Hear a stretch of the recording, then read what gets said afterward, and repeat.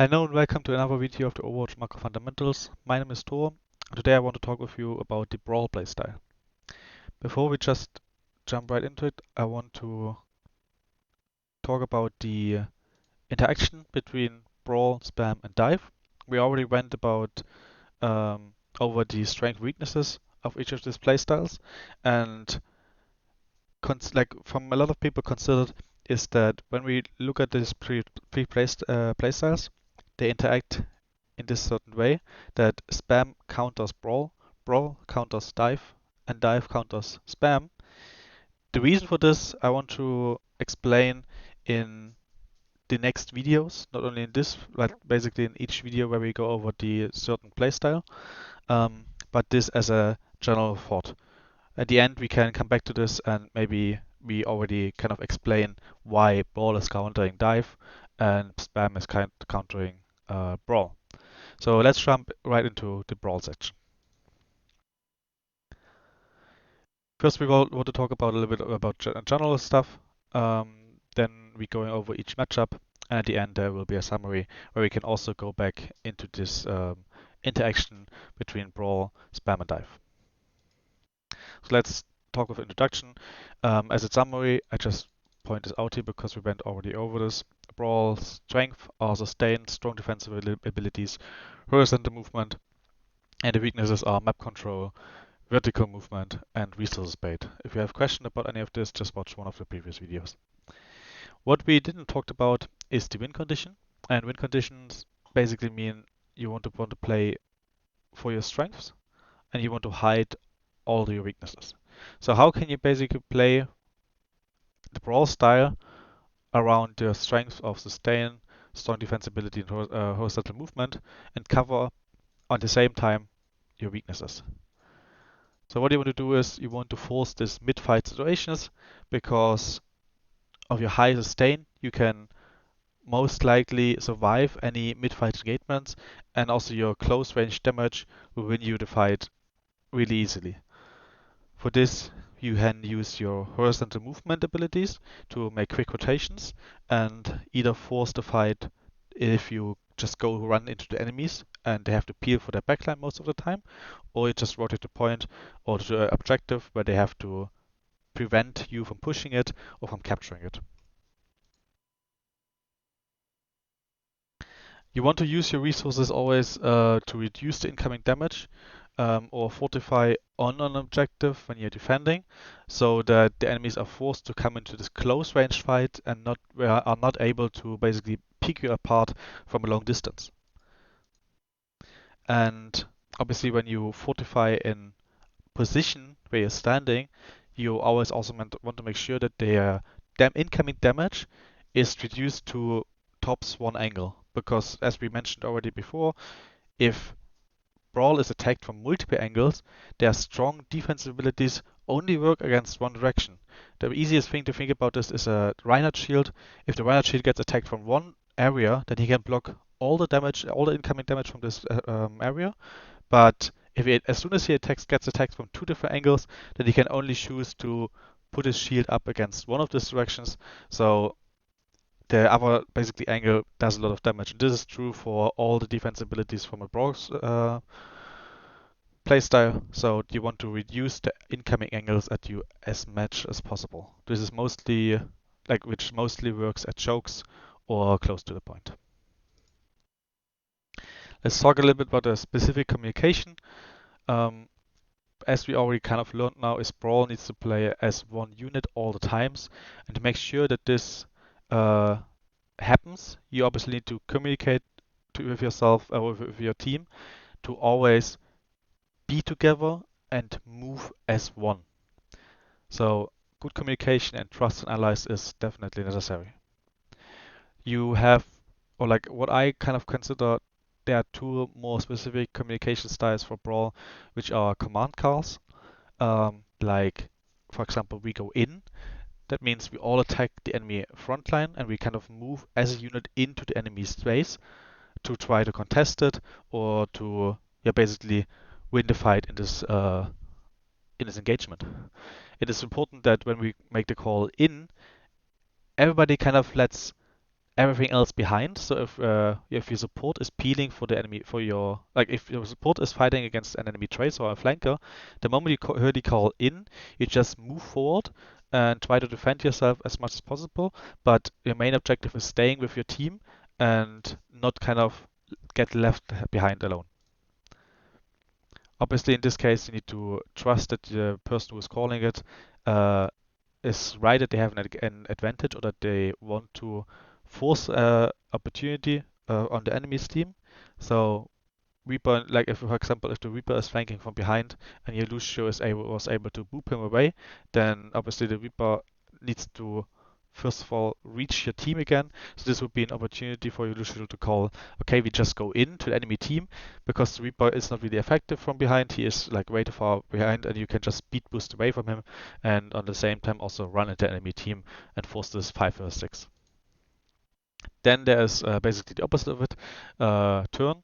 If any of you says, okay, we want to turn, that means that everybody peers immediately for your backline, or like in general, they're playing more defensively and trying to make sure that nobody dies. This also means, for example, if you're playing Reinhardt and you hear the call turn, then it doesn't really mean that you turn around, because your objective is still to block the incoming damage from the front. So the only thing you would do is shielding and maybe going backwards a little bit, but not just turning around and trying to attack attack the flankers. You just want to make sure that the front line of the enemy team does not help the flankers in their objective. Yeah. Then there are also some tactical calls, how I call them, which are basically just stabilizing a stack on one specific position. A little bit too fast.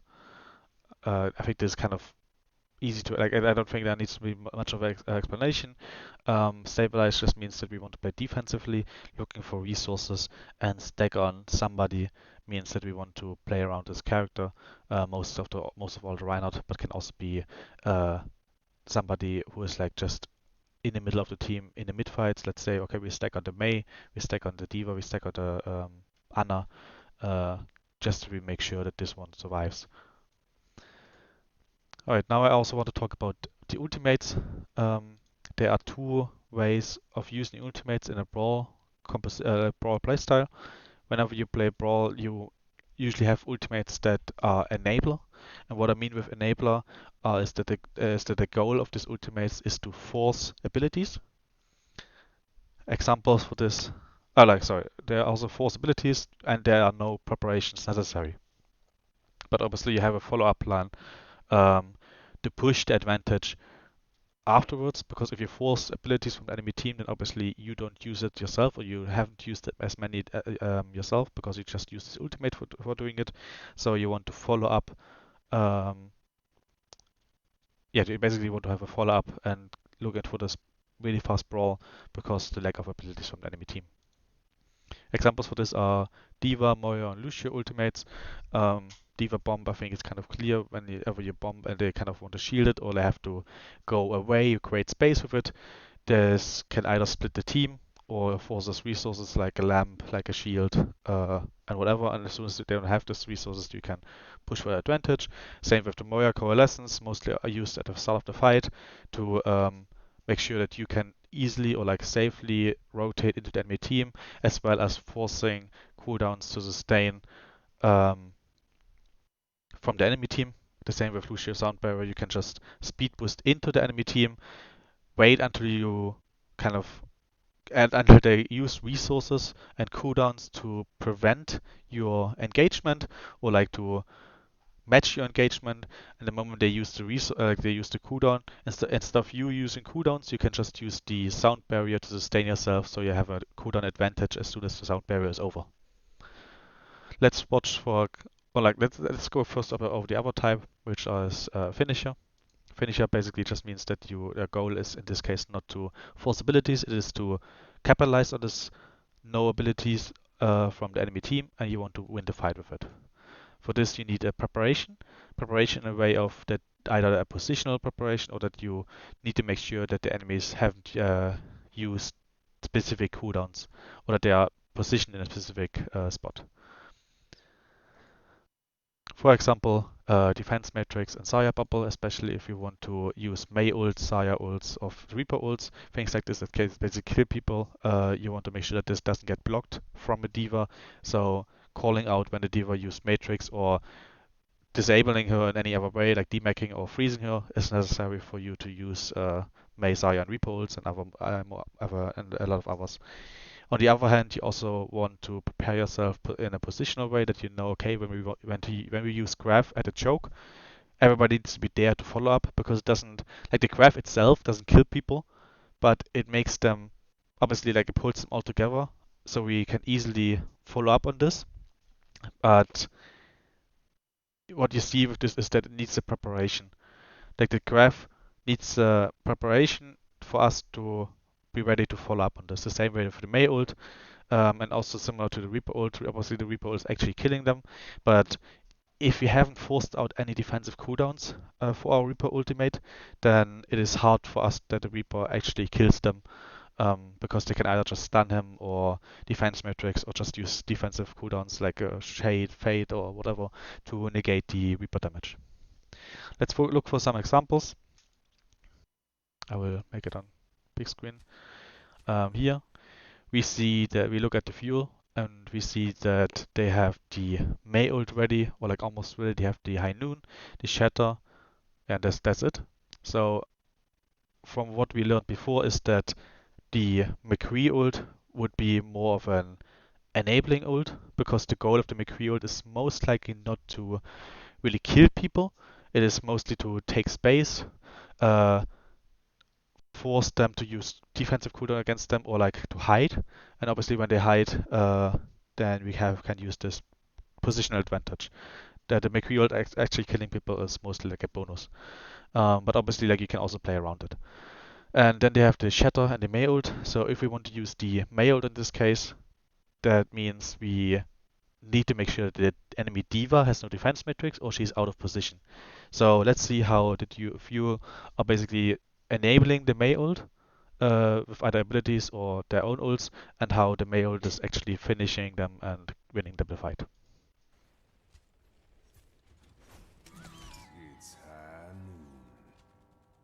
I'm a little bit slow here so we can actually see everything. So to start with the starts with the McCree ult. And what we can see here is that the diva is forced to use her boosters and matrix to jump to the McCree ult to prevent the McCree ult from killing people, and the Mei is kind of waiting for this, or like using the opportunity that the diva is distracted for using her Mei ult on the point, and this is actually the thing that finished them.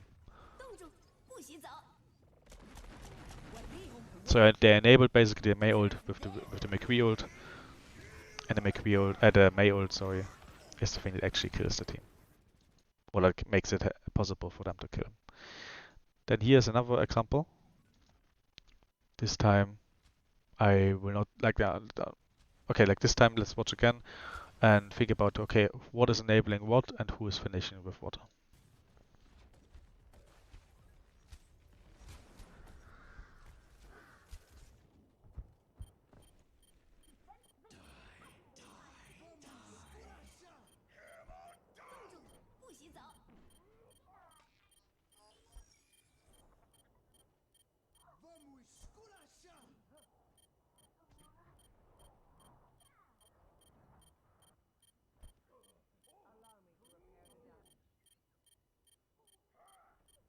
Alright, so there's a lot of happening. Maybe go a little bit back for the start and pause what is actually happening. So the gladiators engage with the Reaper ultimate. As we kind of learned is that the Reaper ultimate is more like a finisher ult. So Reaper ult alone as the start will most likely not kill the enemy team. And this is actually what also happens. The Reaper ult gets used.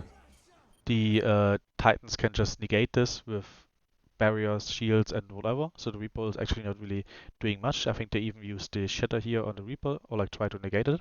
On the other hand, the Mei, also like the Titans Mei Haskell here to see like in the front, wants to use her Mei ult to finish off the fight. And because we know a Mei ult needs also preparation to be successful. She walls herself so the D.Va cannot defense matrix her, and then uses the Mei ult behind the wall.